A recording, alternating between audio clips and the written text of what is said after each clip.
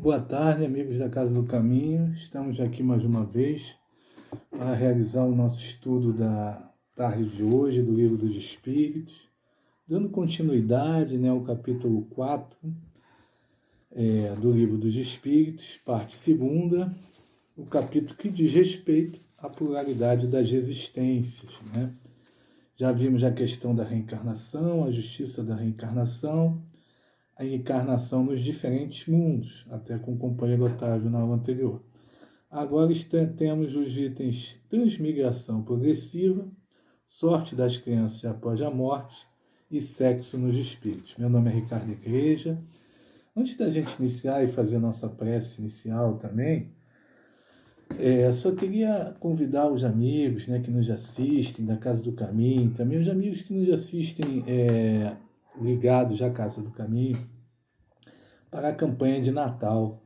Campanha de Natal, o Natal já está chegando aí, um ano que, devido até essa pandemia, acho que por beneficência dos espíritos, o ano passou rápido, e já chegou o Natal.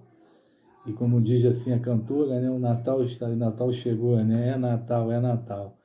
E o fato de a gente sempre fazer a festa de Natal, para as crianças, para os idosos, para os jovens, sempre com aquela presença alegre de todos, da Casa do Caminho, do nosso Papai Noel, das nossas crianças, nossos jovens, nossos idosos. A gente esse ano não vai ter essa festa presencial com a entrega das bolsas, das cestas de Natal também. Então a gente pede, mas a gente vai ter a entrega. Esse presente, esse mimo que a gente gosta de dar para os nossos assistidos já é necessário, é muito mais do que necessário, ainda mais num ano tão difícil.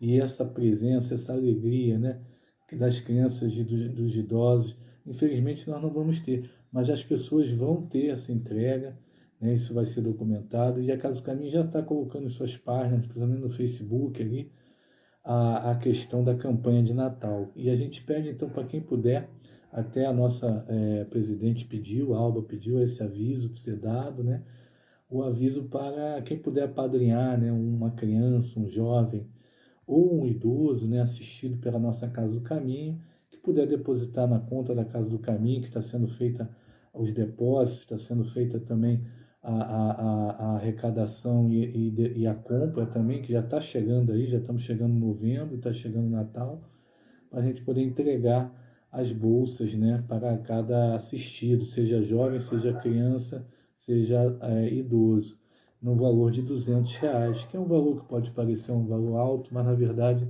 é um valor até pequeno, isso vamos dizer que é suficiente, para uma criança, o Natal de uma criança ali com tudo que é necessário, roupa, brinquedo, sapato, um tênis, o idoso também, um jovem. Então a gente pede, quem puder, apadrinhar uma criança, um idoso, ou um jovem, com esse depósito que tem na conta lá na página da Casa do Caminho, no Facebook, tá? Então vamos fazer a nossa oração inicial. Amado Mestre Jesus, Dr. Bezerra de Menezes, nosso patrono do estudo do Livro dos Espíritos, do curso do Livro dos Espíritos, possamos ter uma boa tarde de estudos, nos debruçando sobre as letras do Livro dos Espíritos, refletindo para as nossas vidas, para o nosso dia a dia, para que possamos ter a noção do aprendizado que a doutrina espírita nos traz, para termos a resiliência, a paciência e o entendimento das leis divinas. Que seja em teu nome, em nome de Deus Pai, possamos dar início ao estudo da tarde de hoje. Graças a Deus. Então, meu nome é Ricardo Igreja. Vamos então às questões 189, que é o da transmigração progressiva, do capítulo 4 da segunda parte do Livro dos Espíritos, até a questão 202, já em sexo nos espíritos, passando ainda pelo tema aqui da sorte das crianças após a morte, que é a pergunta 197. Então a gente teve a questão, semana passada, da pluralidade das existências, com a pluralidade dos mundos habitados, vimos que existem diversos mundos, encarnação nos diversos mundos, vimos a justiça da encarnação, reencarnação propriamente dita, né? Vimos isso a semana passada, que nada tem, então, de inútil no universo. Né? No que é criado por Deus, nada pode ter de inútil, até pelos atributos de Deus, que a gente sabe, já estudou o que é Deus, né? Que é Deus, já estudamos seus atributos. Né? Então, Deus é perfectibilidade. Né? Deus não pode ter nada de inútil, de imperfeito no universo, criar nada de inútil. Então, aqui é que o tema da transmigração progressiva parece um primeiro momento estranho você começar a ler as perguntas e falar ainda da formação do espírito, da plenitude das suas faculdades, do estado da alma na primeira encarnação, e pensar assim, olha, mas transmigração é um entendimento de que ele vai migrar para outro mundo. Não é só isso, isso também é estudado dentro desse item, principalmente ali na 194. Mas o nosso Pagano Júnior, no Dicionário de Filosofia Espírita, é sempre um livro bacana complementar o nosso estudo do curso do Livro dos Espíritos, que é um dicionário propriamente dito. Quando você pega o termo transmigração, ele vai dizer para a gente assim: no tempo de Allan Kardec, essa expressão era usada como sinônimo de reencarnação, mentempsicose, ou seja, era sinônimo, então, da reencarnação também propriamente dita, você fazia a transmigração. Então, o espírito, ele migrava de um corpo ao outro, né? Após o nascimento do novo corpo, o espírito soprava, né, como diz Jesus, aonde ele quer. Então, era a transmigração sinônimo de reencarnação ou mentempsicose, que se admitia entre os antigos, principalmente egípcios, né, a questão do poder você até reencarnar no corpo do animal, do inseto, que a gente sabe que não é possível. Nos dias de hoje, essa expressão é mais usada no movimento espírita em referência à emigração espiritual de um mundo para outro. Então, aí sim, aí é como a gente usa hoje, de um mundo para outro, né? Do espírito ir de um mundo da Terra para um mundo superior.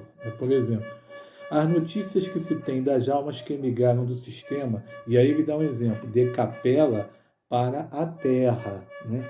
Então, de Capela para a Terra, Emmanuel, A Caminho da Luz, psicografado por Francisco Cândido Xavier, edição da FEB, esse livro nos traz um exemplo grande de transmigração que é sempre estudado em relação aos espíritos irem de um orbe para outro, o sistema capelino para a nossa Terra, em tempos idos, antigos, que formaram 4 povos diferenciados, como a gente pode depois delinear melhor para vocês quando fizer a questão 194. Mas vamos lá. A primeira questão, a 189, fala: desde o princípio da sua formação, o espírito goza da plenitude das suas faculdades. Pergunta o Kardec. O espírito goza dessa plenitude das suas faculdades? Não, pois o espírito, como homem, também tem sua infância. Em sua origem, os espíritos apenas têm uma existência instintiva e o mal tem consciência de si mesmos e de seus atos. Só pouco a pouco é que a inteligência se desenvolve. Então é simples isso. A gente é criado simples e ignorante. O espírito lá nos primórdios, se a gente pegar o homem das cavernas, ele tem uma vida muito de sobrevivência na matéria, de instintos de sobrevivência. Ele tem que sobreviver, ele tem que se alimentar, ele tem que caçar. Então ele não tem uma vida moral desenvolvida, nem uma inteligência ainda desenvolvida. Ele vai desenvolvendo a inteligência com a sobrevivência. Então tem a criação do fogo, dos artefatos, tudo isso. Porém, ele é criado simples e ignorante, ainda ele não tem essa vida moral e esse discernimento, vamos dizer assim. Com a reencarnação e a sua justiça, que já vimos antes, já estudamos antes, e o objetivo da reencarnação é o aprendizado, o aperfeiçoamento do espírito e também suportar a parte que cabe na obra da criação, como a gente vê na 132, daí a gente vai aperfeiçoar também aquele mundo em que vivemos, é que ele vai, por diferentes escolhas, desenvolvendo diferentes faculdades e aptidões. Então ele é criado em sua infância simples e ignorante. Ele não vai ter plenitude de faculdade. Aí a 190 vai perguntar qual o estado, então, da alma na sua primeira encarnação.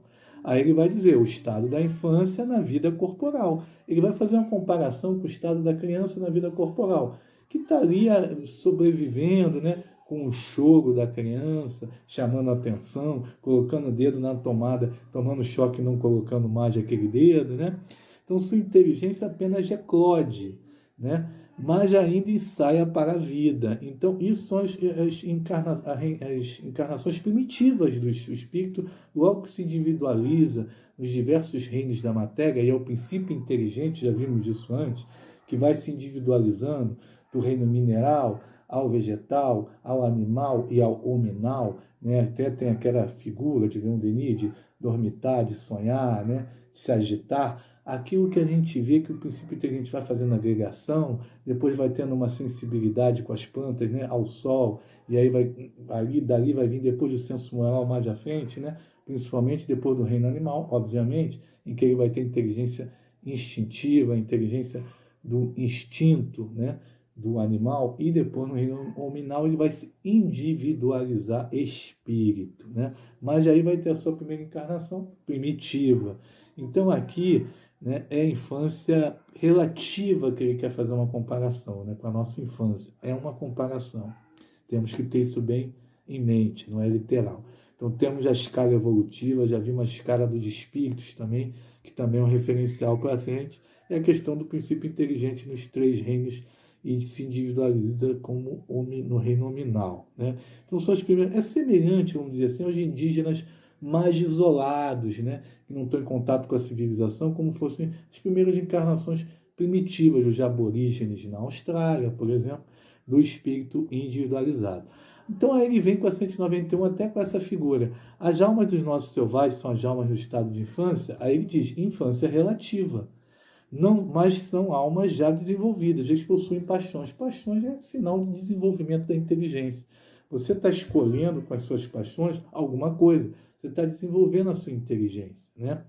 Então, não é um sinal de perfeição, veja bem, não é perfeição moral. É uma infância relativa, né? É uma atividade da inteligência, a paixão. E os indígenas, mais isolados que sejam, têm suas paixões, né? Então ele faz essa questão da comparativa com nossos selvagens, né? A infância relativa, o que ele chama de selvagem, hoje indígena. Era uma nomenclatura também da época, né? As paixões, na superperguntação, pôs um sinal de desenvolvimento. De desenvolvimento, sim, aí ele vai desenvolver isso que eu estava falando aqui agora, anteriormente. Desenvolvimento, sim, não, porém, de perfeição. Elas são um sinal de atividade da consciência do eu. Então, o eu está se manifestando, né? Porque o espírito é aquele que age, né? Aquele que sente, que tem vontade, né? Que pensa, então está manifestando o seu eu, mas não é perfeição, é desenvolvimento da inteligência, dos atributos do espírito, não é perfeição moral, obviamente. Enquanto que na alma primitiva a inteligência e a vida estão em estado de germe, né? E aí ele vem no comentário para desenvolver esses conceitos sobre a vida do espírito, que nos seus conjuntos percorre as mesmas fases que vemos na vida corporal e faz a analogia do estado de embrião à infância, né? Numa sucessão de períodos do estado do adulto, que é o da perfeição, como fosse o estado de perfeição em relação ao estado anterior da infância, não havendo, né, com a diferença para o espírito a decrepitude do corpo físico da matéria, do idoso, por exemplo, nem o declínio, como na vida corporal. Isso não acontece com o espírito, ainda bem, né? Mas o nosso perispírito vai reencarnar depois de tomar outra forma, de acordo com o material de outros mundos, né? Etc. E aí o que acontece, né? Nós temos, né, a pergunta 192, dizendo o seguinte: então pode-se desde esta vida, através de uma conduta perfeita, transpor todos os degraus e tornar-se espírito puro, sem passar por outros intermediários? Então, é a pergunta que ele faz. Então, quer dizer, eu posso, então, com a conduta perfeita, não precisar ficar reencarnando tantas vezes, né? Transpor todos os degraus e tornar-se logo espírito puro? Não é exatamente isso. Não vai ser assim. Pois o homem, né, julga perfeito, o que julga perfeito está longe da perfeição.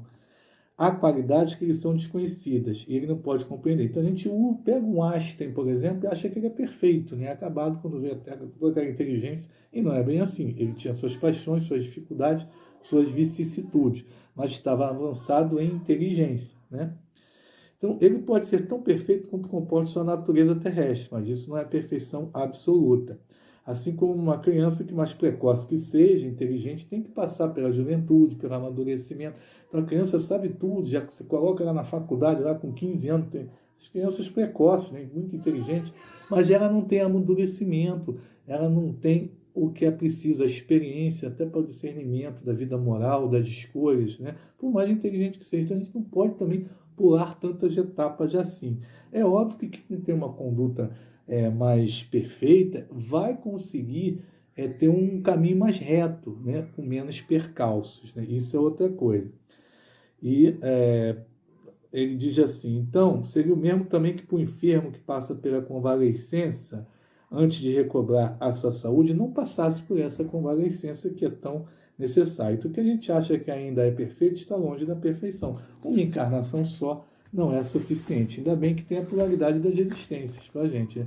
E aí ele diz que se deve progredir em ciência e em moralidade, que são as duas asas do espírito. Senão o espírito fica tal como um anjo torto.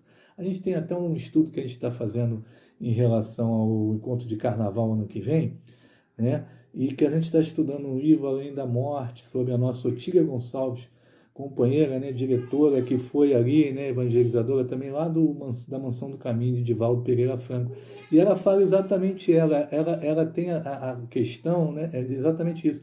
Ela tem a questão de se sentir uma pessoa menos inteligente, quando chega no plano espiritual, ela devia ter desenvolvido isso. E a guia fala para ela, não, olha só, você tem oportunidades de espírito para desenvolver isso também, mas você também tem a sua sabedoria, e numa vida só você ter sabedoria, inteligência e bondade é um negócio meio raro. Então você tem as suas etapas de você ter muita bondade, muito trabalho no bem, você tem que valorizar isso. Isso às vezes é mais difícil que você ter a inteligência, que às vezes você tem e usa para o mal. Você tem que valorizar o que tem, e o espírito tem suas etapas para as suas conquistas, não é verdade? Então, é isso que a gente queria só exemplificar aqui. Aí a subpergunta A diz assim, o homem pode pelo menos garantir desde esta vida uma existência futura menos cheia de amarguras? Olha, sim, claro que sim. Ainda que ele não vá pular etapas, ele pode desde essa existência ter uma conduta mais reta, já falamos disso antes, né? Ter uma conduta de acordo com a lei de Deus, com os preceitos das leis morais, e aí ele vai avançar, né? E ter, né?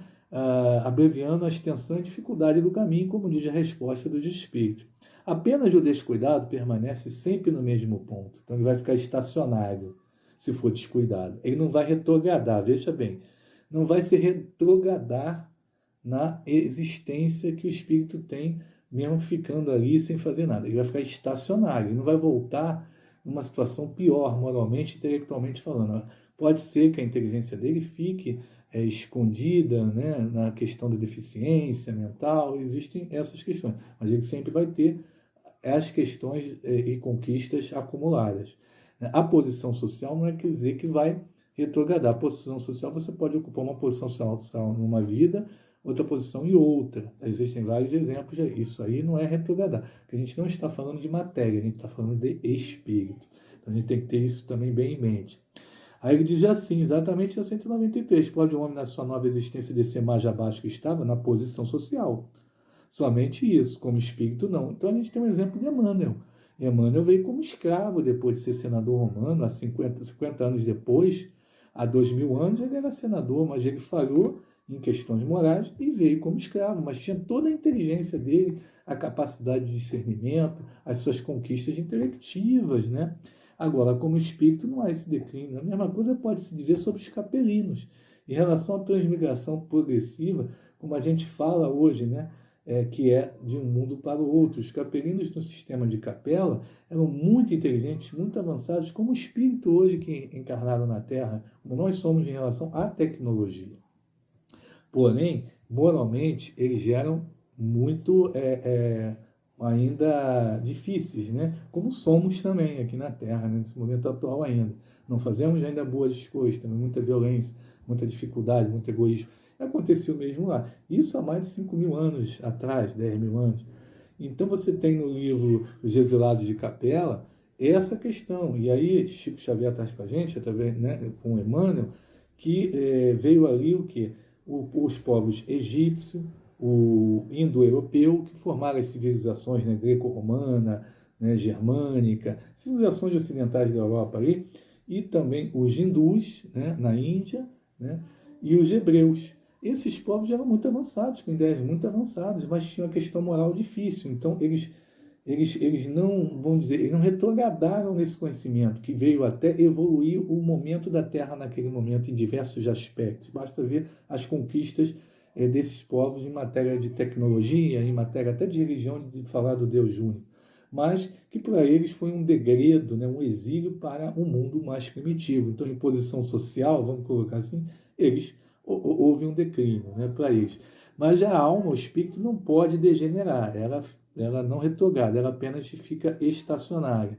Na 194 até tem essa questão da alma do homem de bem poder reencarnar no corpo de um ser irado, não, visto que não pode degenerar. Ele falou homem de bem, veja bem, com conquistas morais. Às vezes um homem que esteve com usando inteligência no mal, ele pode vir com a questão da obtusa em relação às faculdades intelectivas, mas tem inteligência, só ele não pode expressá-la, mas ele não perdeu. A alma de um homem perverso pode se tornar de um homem de bem? E aí a gente tem, né, a questão que ele responde assim, sim, se ele se arrependeu, então isto é uma recompensa. Isso é o exemplo de Públio Lentulus, né, do nosso Emmanuel. Ele se arrependeu, é uma recompensa. Então ele antes podia ter uma perversidade, uma questão, e se torna um homem de bem. E na questão anterior, a gente pode dizer também de Napoleão Bonaparte, né, em relação à questão de não degenerar, mas de ter né, encarnações aí com maiores dificuldades de ter que fazer a marcha de novo. Né? A marcha dos espíritos é progressiva e jamais retrograda, diz o comentário de Allan Kardec para a gente. Nas suas diferentes existências corporais, eles podem descer como homens, mas não como espíritos. A 195, ele vai falar sobre a possibilidade de se melhorar numa outra existência, não pode levar algumas pessoas a perseverarem no mau caminho, se acomodarem, né? Visto que um dia eu vou me corrigir. Olha, aquele que assim pensa e nada crê, a ideia do castigo eterno não refreia mais. Né? Então, se tivesse sido empregado apenas meios racionais, aí ele fala uma contraposição que a igreja mais dogmática, as religiões mais dogmáticas falam em relação ao inferno, tudo isso. Se tivessem tido meios mais racionais, o homem não ia ficar, né, cético, não ia ficar intolerante quanto a questões morais, né? Não haveria, né, tantos céticos. Um espírito imperfeito pode, de tanto pensar como tu dizes, durante a sua vida corporal, porém, uma vez desligado da matéria, ele vai pensar de outra maneira. Então, quando ele está desligado da matéria, ele vê de outra maneira aquelas oportunidades perdidas de crescimento, né? Então, é que traz um sentimento contrário numa nova existência. É assim que o progresso se efetua. Por quê? Porque vai se ampliar a consciência dele da vida espiritual, que é a vida verdadeira, e vai ver as oportunidades que perdeu de crescimento. Assim temos um exemplo até no nosso lar do nosso André Luiz, que ali ele tem até, fala-se para ele assim, aqui não tem erro, André Luiz. O guia fala para ele, aqui não tem erro, André Luiz. Por quê? Porque ele vê só duas pessoas que vão ali lhe estender um pouco a mão, vão lhe amparar naquele momento, que é a sua mãe e a senhora que ele atendia até mais tarde, que ele atendia mais tarde, mas que ele não dava muito valor para aquela senhora que ele atendia mais de graça, que está até numa situação mais avançada do que ele na colônia onde ele está adentrando. Então ali não tem erro, ali ninguém pode se mascarar perante o plano espiritual, porque se revela a pessoa como ela é, né? Não há como se esconder na pátria espiritual, nós ficamos desnudos, né? Em contraposição aos dogmas, né, que nós temos das religiões. Na 196, de fato, todos os espíritos não poderão melhorar-se, a não ser suportando as tribulações da vida corporal. Deve-se concluir que a vida material seja uma espécie de filtro ou depurador para se chegar à perfeição? Sim, é isto mesmo. A vida na matéria é um depurador. Nós vamos tirando no corpo físico as vicissitudes do perispírito que ficam impregnadas até de vícios, de más paixões, de, né, formas de pensamento que nós carregamos conosco e nos trazem dificuldades para o corpo perispiritual, um corpo sutil, um corpo que tem a natureza híbrida ali, né, e que plasma, né, depois de nosso corpo físico. Então tem que ter esse depurador da vida de matéria, que é necessário sim para a gente experimentar na prática o que a gente se planejou na vida espiritual, que é a nossa vida verdadeira de espírito, que a gente teorizou, que a gente se comprometeu. E, porém, só várias encarnações, ou como se dizia antigamente, em transmigrações, várias encarnações ou depurações sucessivas, neste ou em outros mundos, é que ele já atinge num tempo mais ou menos longo, conforme seus esforços, nada, né? Sempre tem o nosso mérito. o objetivo para o qual tendem, né? Que é qual o objetivo? Sermos felizes, sermos perfeitos, perfeição relativa, que é perfeição absoluta, só nosso Deus, né? O objetivo para o qual tendem. Temos que agradecer, então, a reencarnação, né? Como oportunidade de reparação, de aprendizado, de aperfeiçoamento. Mas será que a subpergunta da 196 pergunta: o corpo que influi sobre o espírito é melhorado? Ou é o espírito que influi sobre o corpo? A gente já sabe que, óbvio que o espírito é que comanda, né? Tem até aquele ditado, a carne é fraca, e o céu e o inferno tem até uma passagem sobre isso. A carne é fraca? Não, nós é que somos fracos. O espírito é que é fraco com as suas escolhas, com as suas afinidades, com os seus pensamentos e a sua vibração. A carne é apenas o instrumento de que o seu espírito se vale para interagir no mundo material e também fazer seu aperfeiçoamento. Então, nós intelectualizamos a matéria. Então, teu espírito é tudo, responde o espírito. Teu corpo é uma vestimenta que apodrece. Eis tudo. E ele vai fazendo um comentário, uma analogia com a alma no suco da videira, né? E a questão do alambique, né? Que é o corpo no qual deve entrar o suco para depurar-se, né? E as matérias estranhas são como o perispírito que se depura ele próprio. Então, a gente tem que aqui acentuar uma coisa. A preocupação do plano espiritual para com o corpo físico também é muito importante. A gente vê isso até no Segismundo, né? Em vários livros de André Luiz, acho que é o Deus da Vida Eterna, Missionários também, que falam a questão do planejamento reencarnatório, né? O espírito tem que ter um corpo que é adequado às suas necessidades, ao seu aperfeiçoamento, à sua experiência, e o ambiente onde ele vem reencarnar também. Tudo isso está de acordo com as nossas necessidades, né? A gente nunca deve lamentar, dizer, poxa, eu podia ter vindo mais assim, mais assado. Tudo está de acordo com o que a gente precisa. Basta a gente se resignar, se planejar, se concentrar em trabalhar no bem e fazer aquilo render para o nosso aprendizado como espírito reencarnado. E aí a gente entra no tema da sorte das crianças após a morte, que é um tema um pouco menor que esse que fizemos agora, assim como o sexo nos espíritos, ainda dentro da pluralidade da existência. São questões que Kardec colocou que são questões que acabam sendo refletidas sobre a pluralidade das existências, né? Porque você vê crianças que têm mortes prematuras. Por que disso? E a gente pensa assim, o natural seria, né, o velho morrer primeiro, né, o pai, a mãe morrer primeiro que a criança. O nosso Chico Xavier teve tanta essa questão, as mães de Chico, tem até o filme das mães, né? Ele consolou tantas mães com essas questões, né? Então a gente vê assim as perguntas questionando isso, né? Que parece ser uma injustiça, uma dificuldade, e a doutrina, por exemplo, católica e outras dizem, o espírito da criança, né, que uma morte prematura, ele vira um anjinho. Será que é isso mesmo? Vamos ver. 197. Espírito de uma criança que morreu em tenra idade é tão adiantado quanto o adulto? Olha a questão. E é uma questão assim muito inteligente. Kardec já nas questões já começa a refletir sobre até as respostas. Algumas vezes muito mais. Olha os espíritos respondendo a Kardec. Pois pode ter vivido muito mais e ter mais experiência, sobretudo se ele progrediu. Então a gente não está falando que tem diversas existências. Então o espírito que anima uma criança, ele é um espírito que teve diversas existências, às vezes até maiores que nós como pais, por exemplo, daquela criança. Então, a gente tem assim, desde que, a ressalva vem no final assim, sobretudo, ou desde que ele tenha progredido. Então, não é assim dizer que, será que meu filho é um gênio, é um espírito de luz? Não é isso. É dizer assim, que o espírito da criança pode ser tão evoluído quanto o pai, ou até mais que o pai e a mãe.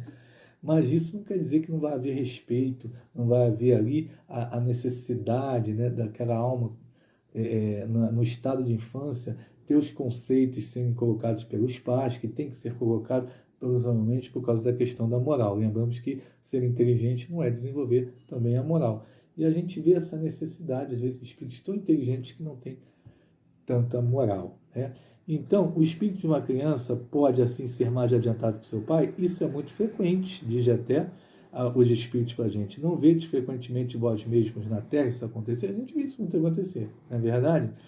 E a gente tem um exemplo na Revista Espírita, 1866, da criança que é um guia espiritual da mãe. Olha que interessante, né? Quando desencarna, né, a criança com 6, 7 anos, com uma morte prematura, e que existia, tinha muita existência antes da mãe, a partida dela serve de adiantamento para a mãe, que busca o espiritismo. Olha que interessante isso. Tem um exemplo também prático, né, que o nosso altivo trouxe no encontro no Leon Denis, que foi até virou anexo, né, do encontro, se não me engano, um texto muito bonito sobre o menino da Coca-Cola, da garrafa de Coca-Cola, que frequentava ali, né, o Leon Denis com a mãe, só que aí ele desencarna muito cedo, com a garrafa de Coca-Cola que caiu uma estante, o estilhaço de vidro acaba lhe causando um acidente com a sua garganta, a sua jugular, né, e ele desencarna. E a mãe fica muito, muito triste, muito saudosa, com muita dificuldade, começa ali a questionar, né? E um belo dia, né, o próprio altivo diz para ela, né, de que estava isso dentro do planejamento do espírito e que um dia ele poderia voltar, inclusive. E isso acontece, o espírito vem, né, reencarna, ela não sabe, vê uma outra criança que ela tem, e ela leva a criança, já com alguma idade, 5, 6 anos, não me lembro quanto, ao centro, enquanto altivo, e diz: "Olha, você disse que eu poderia ter um outro filho, que é meu filho", e tudo. E aí ela: "Mas eu tenho tanta saudade, né, do fulaninho", e tira uma foto e a criança fala: "Olha, mãe, essa foto é minha, essa foto é minha". Não tinha nada a ver muito, apesar de ser a minha mãe, poderia ter alguma coisa ali, mas não era a minha foto da criança, essa foto é minha. Então ele se reconhece naquela foto e o altivo confirma que era aquele espírito que teve até um benemérito de voltar logo ali, né? Porque às vezes essas mortes, às vezes não, quase sempre os espíritos também nos explicam, muitas das vezes, são para um complemento da formação do espírito em relação a questões perispirituais, a dificuldade de outra vida, por exemplo, com o suicídio. A gente vai ver isso aqui, por exemplo. O espírito da criança 198, que morre pequenina, não tendo podido fazer o mal, pertence às classes superiores? Não, é o que a gente pergunta até em relação à religião católica, fala que às vezes virou anjinho, é anjinho, né? Se não fez o mal, tampouco fez o bem. Então está no aprendizado como a gente, na necessidade de reencarnar. E Deus não isenta das provas que deve experimentar. Se for puro, não é porque fosse uma criança, mas por ser mais adiantado. Então, grau de pureza não tem a ver com o fato dele ser criança, mas com o adiantamento, o progresso do espírito, né? E aí, a 199 diz para a gente: por que a vida é frequentemente interrompida na infância? A gente vai entrar aqui na questão que a gente estava desenvolvendo em relação ao perispírito, a se completar a encarnação do espírito, a questão do suicídio. Veja bem a resposta dos espíritos para a gente. A duração da vida da criança pode ser para o espírito que nela está encarnada o complemento de uma existência interrompida. Então, ele é bem explícito nessa questão. Antes do termo desejado. E sua morte é frequentemente uma prova ou uma expiação para os pais. Então, o espírito, muitas vezes suicida de outras vidas, ele vem e complementa, até por questões vibratórias, dificuldades do perispírito em relação ao que teve de suicídio em outras vidas, né? Ao método até, que aquilo fica impregnado no perispírito, né? Ele tem que desenvolver, né, um complemento para o seu perispírito da sua formação. E muitas vezes ocorre o aborto, muitas vezes ocorre morte prematura de crianças também um pouco mais na frente, por doença assim assado, com a questão de acidente, etc. Mas está tudo dentro da lei, né? Para Deus nada é inútil, né? Então, quer dizer, tudo é útil, né? Então veja só essa questão que eu coloco. E também uma prova e expiação para os pais. Uma prova para o espírito, reencarnante, que tem essa morte prematura, e também para os pais, e uma expiação também, muitas vezes, para os próprios pais, que em outras vezes podem ter tido a questão de escolhas difíceis em relação a seus filhos reencarnarem ou não, com questões de aborto, etc. Mas isso é o papo para guia, como diz o outro, né? Então, a gente vê aqui o que ocorre ao espírito de uma criança que morre em tenridade. Olha, ele vai recomeçar a nova existência. Isso é óbvio, a gente não tem como, são novos ciclos, novos planejamentos, né, como os mil samaj. Aí vem um comentário de Kardec em relação ao que a gente já falou aqui, e não seria justo uma única existência, né? Se em tenridade a criança ainda está também ali, sair e virar um espírito puro, isso não existe, não teria mérito, né? A igualdade é para todos, o homem deve ter o mérito dos seus atos, não é racional considerar a infância como estado normal de inocência, porque existem muitas crianças que são dotadas dos piores instintos, de crueldade, de malícia, a gente vê isso aí, né? Então, quer dizer, aí você vê o Evangelho, né, até o capítulo 7 do Evangelho de Jesus, aquela passagem de deixar vir a minhas crianças, pois dela o reino dos céus. Ali não está dizendo que a criança é pura, o espírito que está ali é sempre puro, não é isso. Ele está fazendo uma analogia do estado da infância, de estar descobrindo as coisas, de estar ainda no aprendizado, de estar mais solícita ao que ouve dos pais, aquela formosura que é uma criança que nos já atrai até para o instinto maternal ou filial, né? Ao estado, né, o símbolo de pureza em relação à condição que o espírito pode alcançar sendo puro mais à frente, né, depois do aprendizado do espírito de todo o seu caminho evolutivo. Não é literalmente, né? E a gente tem que lembrar também que existe colônia para os espíritos desencarnados nesse estado de infância, né? A gente tem o lar da bênção, né? Nós temos colônias de crianças que ainda precisam estar adaptadas àquela forma perispiritual. Obviamente que elas voltam à forma adulta também, mas algumas que ainda têm a necessidade de estarem naquela forma. Você tem o lar da bênção, você tem até para refazimento, né? A cidade de Castrel, a Sol Nascente, né? Tem campos, né? Essas informações que tivemos de alguns companheiros espíritas, né? De literatura espírita, né? Então é importante a gente colocar que o berço e o túmulo, né, são a porta de entrada e saída da escola da vida. Isso é que é importante a gente ter em mente. Então vamos nos encaminhando já para o final do nosso estudo de hoje, né? E aí vamos falar do sexo nos espíritos, né? O sexo nos espíritos, perguntas 200, 201, 202, é bem pequenininho. A gente pensa assim, será que o espírito tem sexo?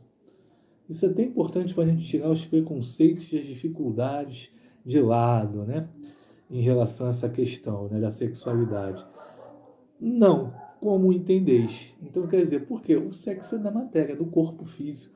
Né? Eu posso reencarnar como homem numa existência ou como mulher em outra. Né? Então, não existe essa questão, né, do espírito ter sexo. O corpo físico é que tem a questão do sexo, a polaridade vem ali do corpo físico. Mas, não como entendeis, ele coloca para a gente, pois os sexos dependem da organização, sua organização física, da matéria. Há entre eles amor e simpatia, mas vai haver entre os espíritos amor e simpatia, mas baseados nas semelhanças dos sentimentos. Né? Então, ao desencarnarmos, guardamos essas impressões da polaridade, né, feminina, masculina, mas não vai haver a questão do campo genésico, né, do aparelho genésico, né, isso não vai haver. Há as polaridades, há as afinidades, os sentimentos que vão se conservar em relação à feminilidade ou à masculinidade. Tanto que existe até um livro chamado Cristo Vive, né, que é até do autor francês Balzac, a psicografia, que acho que é o Chico que traz para a gente nesse livro até a questão de uma personagem que não quer reencarnar de jeito nenhum como homem. E ela tem a reencarnação feminina anterior muito forte, né, da sua existência. Isso pode acontecer, tem essas questões, né? O espírito que animou o corpo de um homem pode, numa nova existência animal de uma mulher, reciprocamente? É o que a gente já falou antes. Sim, claro que sim. São os mesmos espíritos que não têm sexo. Veja bem, espírito que não tem sexo, né? Que animam os homens e as mulheres. A gente tem que ter as diversas existências, uma existência como homem, uma existência como mulher. Por quê? Até para fazer todas as questões necessárias ao aprendizado do próprio espírito. A mulher tem um monte de questões que o homem não tem. Né? A mulher tem mais afinidade de sentimentos, de amor, da questão de ser mãe, que é uma coisa tão assim para a gente que é homem tão difícil, né? Você estar gestando uma criança e depois ter todo o cuidado direto que a mãe tem mais para com o filho do que o pai, que hoje em dia até chega mais junto também, mas não é ainda como a mãe, né, que tem aquele instinto maternal e tudo mais. E o homem tem outras questões, né, que cada vez mais vai se aproximando também todas essas faculdades que é necessário por causa da igualdade que tem que haver entre os homens e as mulheres em relação às questões da vida material. Mas existem esses sentimentos, essas polaridades diferentes em relação a meios de pensar e de se lidar com algumas coisas, somente as questões dos sentimentos, por exemplo, que são necessárias ao aprendizado do espírito. Né? Isso tem até textos bons sobre isso. A gente teve até um encontro espírita que falamos sobre isso, um encontro de carnaval, né? E falamos sobre isso. Então, quando o espírito é errante ainda está para reencarnar, prefere se reencarnar no corpo de um homem ou de uma mulher? Questiona a questão 202. Isso pouco importa ao espírito. Pouco importa. Dá-se em função do aprendizado, da necessidade, das provas porque ele tem que passar. Né? Então, às vezes, ele tem que ter, a gente vê até nas 15 séculos de Eustáquio, né, que demos também no Encontro Espírita, que Eustáquio, que tinha muitas questões errantes, dificuldade, errante no sentido de estar errando, não no espírito errante, eu não confundir, acho que me expressei mal, mas tinha muitas dificuldades e outras resistências, né?